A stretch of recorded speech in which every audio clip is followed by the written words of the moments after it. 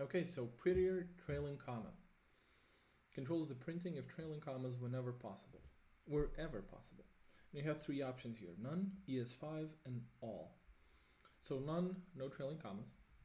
All, trailing commas everywhere, including in function arguments, which doesn't make any sense. And ES5, trailing commas were valid in ES5. And actually, the all thingy is not working because we have a function here, for example, and it's not inserting trailing comma. So even if we insert a comma there, it's going to remove it.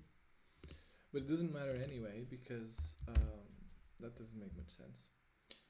But ES5 is better than none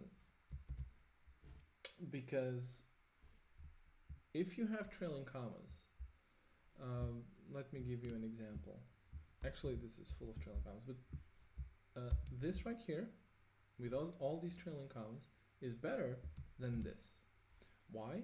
Because if you copy this little bit of code and you paste it upwards, it's not valid, right? So not having trailing commas makes the code harder to copy paste. If you copy it now and put it up here, works perfectly fine. So trailing commas make the code more consistent. So actually having ES5, which means trailing commas in objects, arrays, and stuff like that, but not in function arguments, is what makes for a more consistent developer experience.